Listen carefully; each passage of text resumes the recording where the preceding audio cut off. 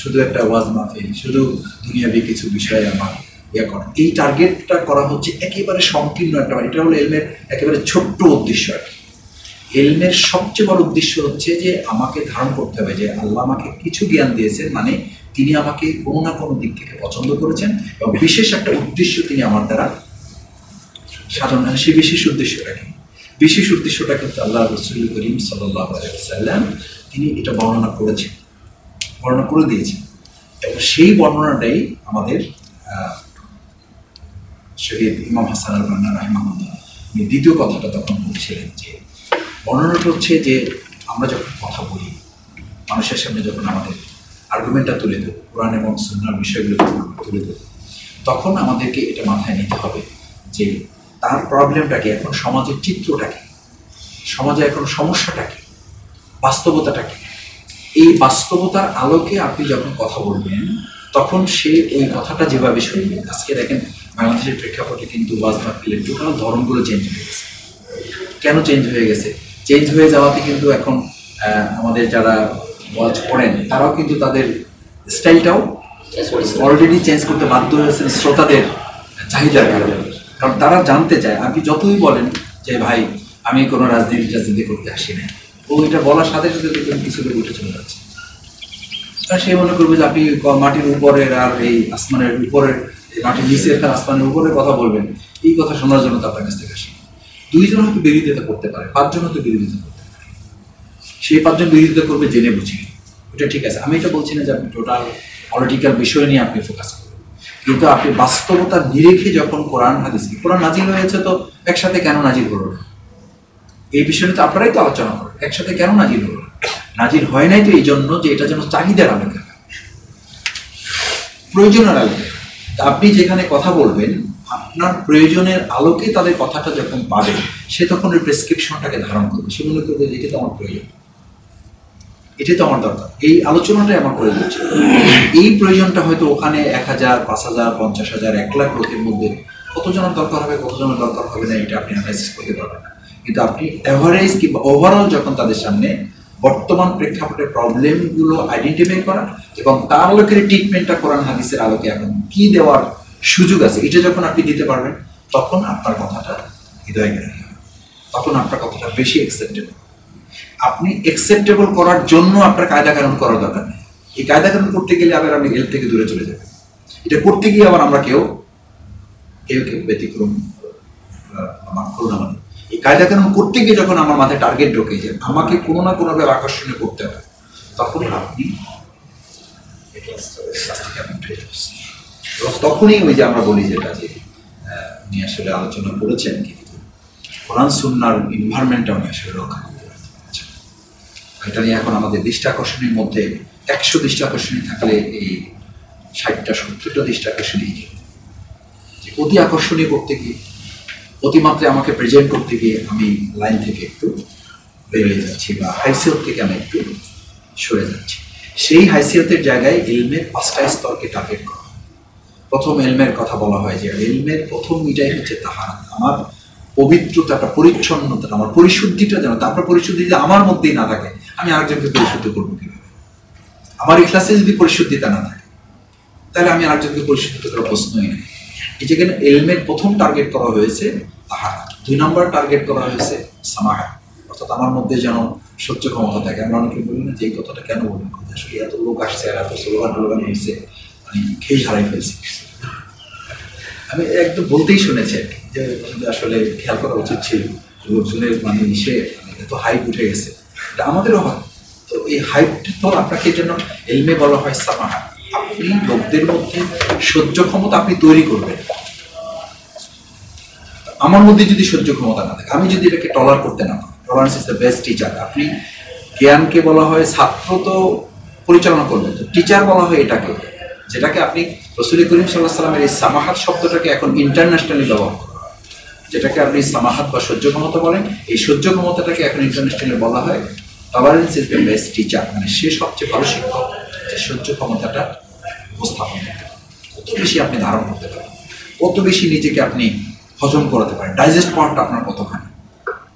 আপনি কোনো কিছুতেই, যেটা সূরা হাদীদের 21, 22, 23 কি যেন আয়াতটা যে শুরুটা মা আসাবা মিন মুসিবাতিন বিইজনিল্লাহ, পরে যেটা আছে যে লিকাইলা আপনি তো এটার মধ্যে আপনার তো থাকতে হবে। আপনি কোনো কিছু কেউ গালিগালাজ, এখন আমরা কেউ আছি আমাদেরকে পাঠায় তাহলে মাসুদ ভাই ওয়াজ মাহফিল আসলে করা ছাড়িয়ে দিতে হবে, যেই পরিমাণে গালিগালাজ নিচে কমেন্টে লেখে লোকেরা। আমি বললাম এটা আপনি দেখতে চান কেন? এটার কারণে তো দুইটা জিনিস হচ্ছে, আপনি যেটা ভালো দেখেন তখন আপনার মধ্যে অহমিকা তৈরি হয়, আর একটা হলো আপনি যখন নেগেটিভটা দেখেন তখন আপনি হতাশ হয়ে পড়ে যান। আপনি দুটোই আপনার জন্য কাম্য। আল্লাহ তাআলা তো নিষেধ করেছেন অর্থ তো বলা হয় এটা আসলে হালাল নয়, বৈধ নয় আপনার জন্য। বৈধ নয় কি? বৈধ নয় আপনি উৎফুল্লিত হবেন না। কারণ আমরা যেটা হয় যে হাত টাত মিলাই টেলে মোটামুটি দুজন আছে, আজকে কাজ একটা করছে, আর এদের তো এখানে ইসলাম কায়েম হয়ে গেছে। অথচ সাইদি সাহেব বলতেন আমি 50,000 লোকে হাত জায়গায় আসছি, ওখানে জামাত ভোট পেয়েছে 3,500। হাত জায়গাইলাম কত লোক? 50,000। অথচ জামাত ওখানে ভোট করছে, ভোট পেয়েছে 3,500। তো এই জায়গাটা আমাকে বুঝতে হবে। আমি এমন একটা ওয়াজ দিয়ে আসলাম, এমন একটা আলোচনা করলাম, আমি মনে করতেছি যে এই আলোচনা দিছি আছে মোটামুটি 1 বছর চলবে। আল্লাহ সুবহানাহু ওয়া তাআলা লিকাইলা তাআসাউ আলা মা আপনাকে কেউ গালিগালাজ করতে পারে, এটা তো সুন্নাহ। আমি বলি যে আপনি ইলমের এমন দরজায় পৌঁছতে পারলেন না যে আপনাকে কেউ এখন পাগল উপাধি দিল, কবি বললো না, গণক বললো না, জাদুকর বললো না। আমাকে এখন প্রায় লোকেরা বলে, বিশেষ করে ওই পক্ষের লোকেরা, যে ভাই একটু সফটলি ডিল করা যায় না, সফটলি কথা বলা যায় না। আপনার আগে কিন্তু অনেক ভক্ত ছিল, এখন কমে আসতেছে। ঠিক আছে, তাহলে কাজ হইতেছে। নবী মুহাম্মদ রাসূলুল্লাহ সাল্লাল্লাহু আলাইহি ওয়াসাল্লামকে তো যারা আমানতদার বলেছে, যারা আলামিন উপাধি দিয়েছে, সেই সমস্ত লোকরাই তো পাথর দিয়েছে। তো এর অর্থ কি এই যে রাসূল সাল্লাল্লাহু আলাইহি ওয়াসাল্লামকে সফটলি ডিল করা উচিত ছিল? অথচ আল্লাহ তাআলাই বরং উল্টাটা বলেছে, ওয়াদ্দু লাউ তুদহিনু ফায়ুদহিনু, খবরদার এই সমস্ত লোকদের সাথে তুমি কোনো আপোষ করো। তুমি যদি দুর্বল হও তাহলে এরা তোমার উপর আরো সরব, এরা ঘাড়ে বসে যাবে। ফায়ুদহিন, বরং তুমি যে রাস্তায় আসো এই রাস্তায় তুমি মজবুত ভাবে সামনে থেকে আগায় যাও। এটা হচ্ছে তোমার কাজ। ফালা তুতিল মুকাজ্জিবিন ওয়াল কাফিরিন ওয়াল মুনাফিকিন জাহিলিন। এক কথা বলে আল্লাহ তাআলা রাসূল সাল্লাল্লাহু আলাইহি ওয়াসাল্লামকে সমস্ত নেগেটিভ দিকগুলোতে বলেন কোনো কিছু তুমি অনুসরণ করো। এবং এর প্রেক্ষিতেই কিন্তু সূরা কাফিরুন নাযিল হয়েছে। তো আপনারা জানেন, সে প্রসঙ্গে আমি আর যাচ্ছি না। দ্বিতীয় যেটা বললাম যে আমার লিমিটটা যেন ক্রস, এটা নিয়ে কিন্তু আমাদের কাছে প্রচুর পরামর্শ আছে, আপনারা নিজেরাও বলেন এটা। সেই জায়গাটা আমাদের এখানে আপনারা যারা কোন পর্যন্ত আমার আকর্ষণীয় করা, মানুষের প্রেজেন্ট করা, এটা যেন করতে হবে। আবার লোকেরা ঘুমিয়ে যাচ্ছে, লোকেরা উঠে যাচ্ছে, এটা দেখে আমার মনে হইতেছে তাহলে বোধহয় আমার ওয়াজটা কাজ হচ্ছে না। ওদিকে আবার পাশ থেকে স্লিপ দিচ্ছে, আমি দেখি এটা 2-4 জায়গায় যাই তো স্লিপ দিচ্ছে, হুজুর ওয়াজটা কিন্তু ধরে রাখতে হবে। ওয়াজটা ধরে রাখতে হবে কি একটা শব্দ বলে, ওই লোক এখন ওয়াজ করতে গিয়ে সে মনে করতেছে আমি এখন ওয়াজ করবো, কোরআনাতে বাদ দিয়ে সে সোজা গল্পে ঢুকে গেছে। যে গল্পের সাথে কোনো কোরআন হাদিসের কোনো সম্পর্ক নেই, কারণ তাকে ধরে রাখতে হবে। পরবর্তী ডেট লাগবে, এই ডেটে যাওয়ার সময় গাড়ি ভাড়া লাগবে, আল্লাহ মাফ করুন, এটা সবাই চিন্তা করে সমানভাবে তা বলছে। কোনো ক্ষেত্রে পরিবেশও তাকে বাধ্য করে। এই যে স্লিপ দেওয়া, আমি আমার সামনেই দেখেছি যে মাসুদ ভাই আসছে, লোক যেন থাকে, আপনাকে কিন্তু আগে দিছি একজন লোকের জন্য চলে না, মাসুদ ভাই আসতেছে, লোক কিন্তু ধরে রাখতে হবে। তো ধরে রাখতে হবে, এই ধরে রাখার তো দায়িত্ব ওনার না। যে চলে যাবে সে চলে যাবে, তার নসিবে না, এটা তো ওনার দায়িত্বের মধ্যে পড়ে। সেই জায়গাটা যেন আমরা এই দায়িত্ব নেওয়ার দরকার।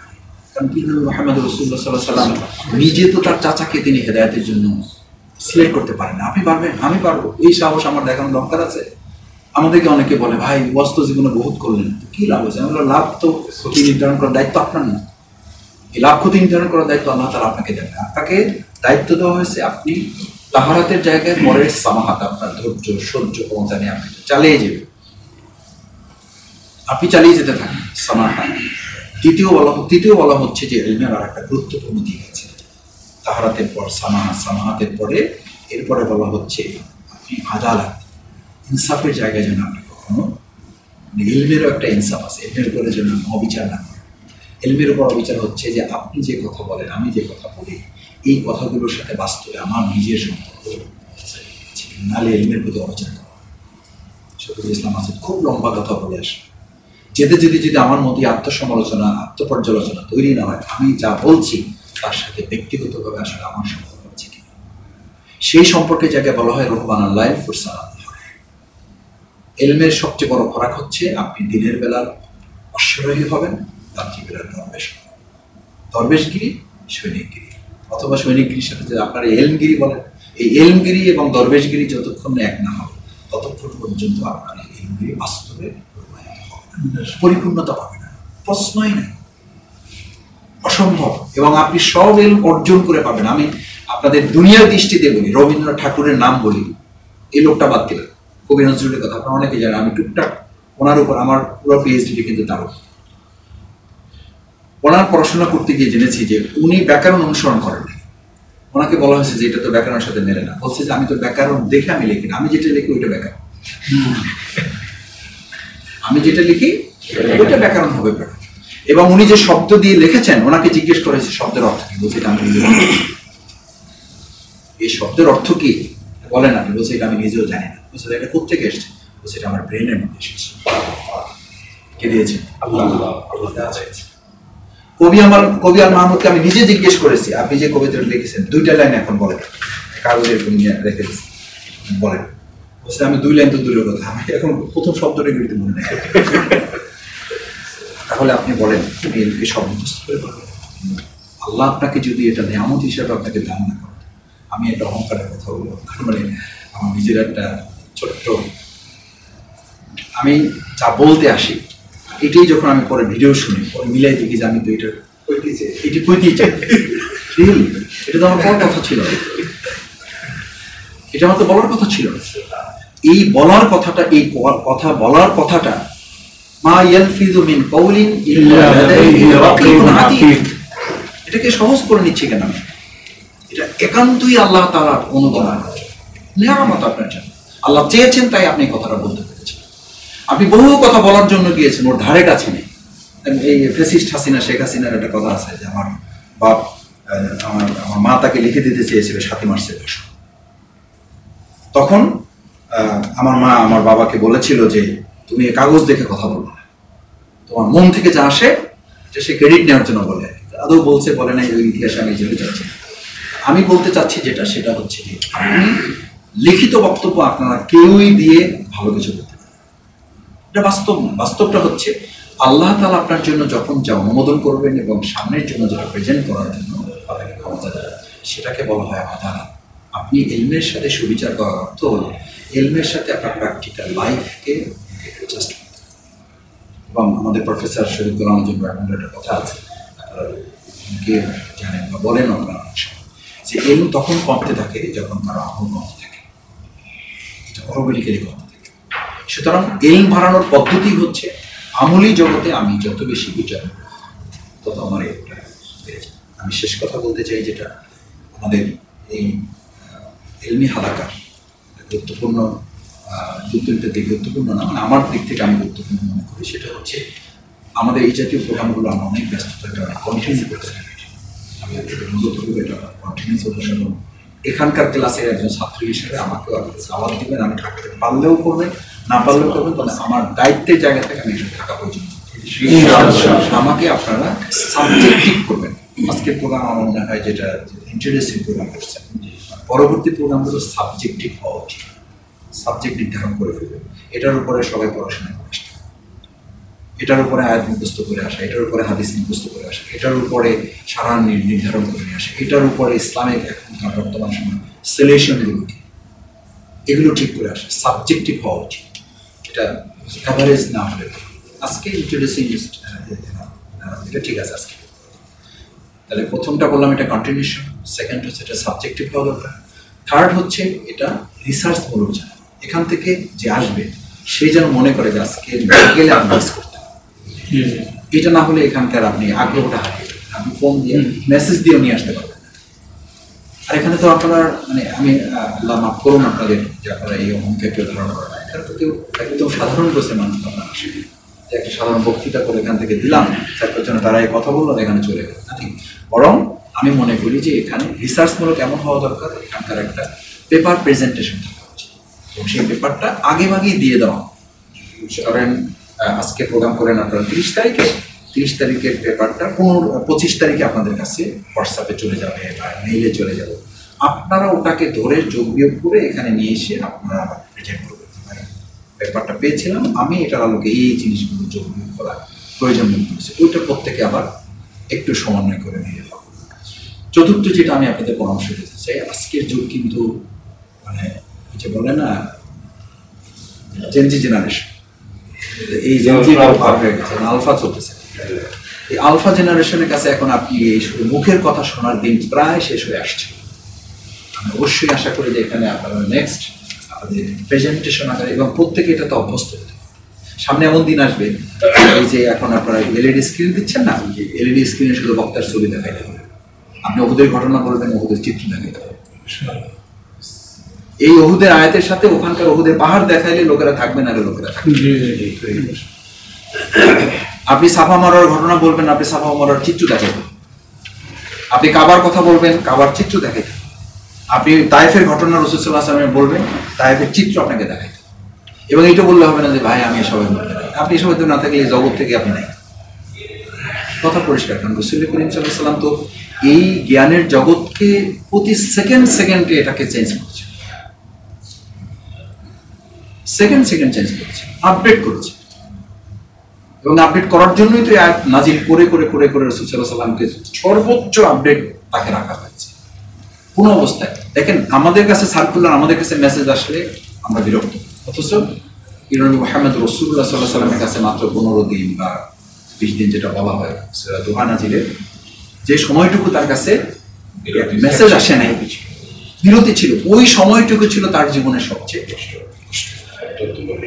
আয়েশা সিদ্দিকা রাদিয়াল্লাহু তাআলা আনহা বলেন যে আমি আমার রাসূল করিম সাল্লাল্লাহু আলাইহি ওয়াসাল্লামকে তায়েফের সময় এত কঠিন অবস্থায়, হুদাইবিয়ার চ্যালেঞ্জে তো আমি এত কঠিন দেখি, বদরে আমি এত কঠিন দেখি, যতটা তাকে সারপ্রাইজিং দেখেছি বা কষ্টের মধ্যে দেখেছি এই সময়টা সবচেয়ে বেশি কটাক্ষ করা হতো।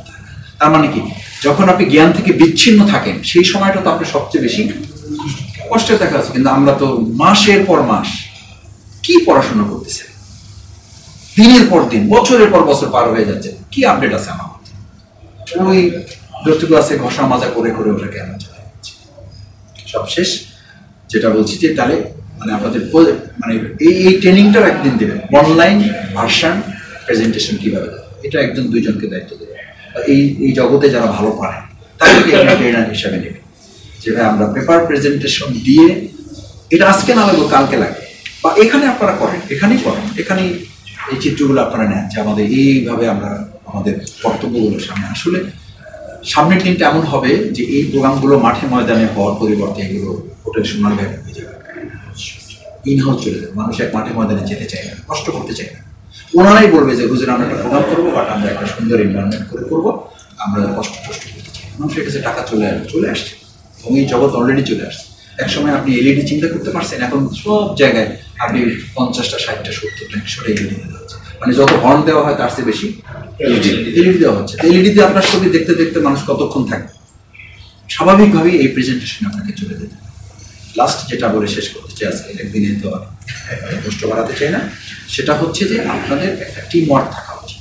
এখানে তো সবাই আছে, টিম ওয়ার্কটা হচ্ছে যে যাদের দায়িত্ব থাকবে তারা এই সাবজেক্টগুলো ঠিক করবে, তারপরে এটা প্রস্তুতিগুলো ঠিক করবে, এটা কমিউনিকেশন করবে এবং এটার ব্যাপারে তারা লেগে থাকবে। তাদের কাজই হচ্ছে মানে আহলে সুফা বলেন আর কি, যে আপনার এই মজলিসের মুফাসসির ঢাকা মহানগর দক্ষিণের এরা আহলে সুফা, এদের কাজই হলো এটা।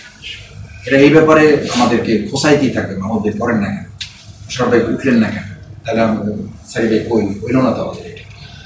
এর পাশাপাশি সবশেষ আমি এই পয়েন্টটা বললাম যে এটা একটা টিম করে নেবেন, যে টিমের কাজই হবে এটা। এর মধ্য দিয়ে আমাদের দুটো কাজের সাথে একটু সাব পয়েন্ট বলে দিচ্ছি, সেটা হলো আপনারা এখানে যারা আছেন তো আছেন, এলমি জগতে যারা আরো মোটামুটি আলহামদুলিল্লাহ আল্লাহ তাআলা তাদেরকে আরো বারাকা দিয়েছেন, সেই সমস্ত ভাইদেরকেও এখানে এটার দাওয়াতের একটা পার্ট, তাদেরকে টিচার হিসেবে নিয়োগ দিয়ে তাকে দাওয়াতের অন্তর্ভুক্ত করেন।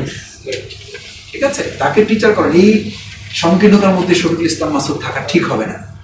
মুখে জানে ঠিক আছে, কিন্তু লাইন একটু লাইন থাকবে, লাইনে থাকবে। আপনার দায়িত্ব তো হবে তার লাইন এই দিকে দেখুন। আর দুনিয়ার মানুষ হচ্ছে আপনি একটু সম্মান দিবেন, সে আস্তে করে আপনার ঠিক আছে এই আমাদের তাকে লোভ দেখানো টার্গেট, আমাদের টার্গেট হচ্ছে তার কাছ থেকে কিছু পাওয়া, তার জিনিসগুলো পাওয়া। আমাকে অনেকে বলে হুজুর অমুক হুজুর এই কথা বলছে মাসুদ ভাই, তার একটু সত্য কথা বলা বলি। আমি বললাম আপনি পারলে বলেন, আপনার যদি সাহস থাকে আপনি বলেন। আপনি চালান না এরকম 1.5 লাখ লোকের সামনে একটা ওয়াজ করে আসেন, কয় ভাই আমি শুনতেই তো টায়ার্ড হয়েছে, করবো কি? আমি তার সংশোধনের এত চিন্তা কেন? আপনার তো টেনশন নেই। আমি এটা বলছি কারণ আমি খুব শক্ত কথা বলি, আমি একেবারেই জানাশোনা লোক না, কিন্তু জানাশোনা লোককে আমি হৃদয় থেকে পছন্দ। আমি এটা বলি যে একজন মানুষ এত কথা বলে তার দুইটা কথা ভুল। এই এত কথা বলার সুযোগ আল্লাহ যাকে দিয়েছেন তাকে হয়তো অহমিকা মুক্ত রাখার জন্যই এই দুটা ভুল আল্লাহ পরিকল্পিতভাবে তাকে দিয়ে করিয়েছেন, যাতে সে তার মধ্যে চূড়ান্ত অহংকার। এই একটা মানে পত্রিকা একবার দেখতে দেখতে এই যে সালমান শাহ নাকি একটা বিদেশে, নামটা মনে নেই এখন, ওকে এয়ারপোর্টে আটকাই দিয়েছে মুসলিম হওয়ার কারণে। আমাদের মুসলিম একজন কি নাম, শাহরুখ খান, শাহরুখ খানকে আটকাই দিয়েছে। ও বলছে যে আমি এই আটকানোতে আমি কষ্ট পাই নাই, বরং আমার ভালো লাগছে যে আমাকে আটকানোরও থাকা উচিত, জায়গা থাকা উচিত, আমার ওকে আটকানোর জায়গা থাকা উচিত। এবং আমি তখন খুশি হয়েছে যে না, দিস ইজ রাইট ওয়ার্ড, পৃথিবীটা ঠিক আছে। আর আমাকে যদি কেউ আটকাতে না পারে তাহলে তো আমি মানে লাগামহীন হয়ে যাই। অস্তাগনা, যেটা সূরা ইসা বলা আছে, ওয়াকাজ্জাবা বিল হুসনা ওয়া আম্মা মান বাখিলা ওয়াস্তাগনা ওয়া কাযযাবা বিল হুসনা, তো লাগামহীন হয়ে যাবে।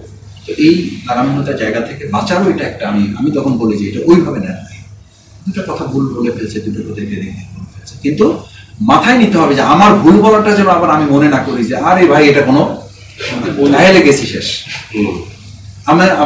আমাদের এই প্র্যাকটিসটা কোনো আর এটা কোনো ব্যাপার না, এটা কোনো ব্যাপার না যদি আমি ধরি, তাহলে আবার আমার সংশোধনটা রিলিজ পাওয়া, এটা অনেক বড় অন্যায়, এটা অনেক বিদ্রোহ। আল্লাহ তৈরি জমা করুন সে প্রত্যাশা ব্যক্ত করছি। আমি পরিকল্পনার যে বেশি সময় নিয়ে ফেলেছি, আপনাদের চিন্তা বা পরিকল্পনা বা কোরআনের আলোকে কোনো কথা এখানে বলা যায় না। আমার সব ওস্তাদের মতো মানুষ এখানে বসে আছে, স্নেহ করেন, ভালোবাসেন, সেই জায়গা থেকে আমি শুধু এসেছি আপনাদেরকে সালাম দেওয়ার জন্য, দোয়া নেওয়ার জন্য। এবং সত্যিকার অর্থে হৃদয় থেকে বলি, আমি আপনাদের এখানকার এই ক্লাসের একজন ছাত্র পাড়াটা আমার জন্য সৌভাগ্যের, এবং আমি চেষ্টা করব আমাকে যদি আগে ভাগে জানানো যায় এবং সিনপসিস দিয়ে আমাকে যদি এখানে অংশগ্রহণ করাতে পারেন। আমি এরকম একটা ক্লাস আমার গণপরিষদে আমি উদ্যোগ নিয়ে দিতে পারিনি, আমি ব্যর্থ একজন মানুষ আপনাদের কাছে আসছি। আপনারা সফল হলে সেই সফল হওয়ার সারিতে আমি আজকে সম্পৃক্ত হওয়ার জন্য বড় আশা নিয়ে আপনাদের কাছে আসছি। আল্লাহ যেন আপনাদেরকে সফল করে। আসসালামু আলাইকুম। জি, আলহামদুলিল্লাহ, আমরা আলোচনা অত্যন্ত চমৎকার আলোচনা শুনলাম সবার প্রধান কাছ থেকে। আমরা আজকে প্রধান অতিথির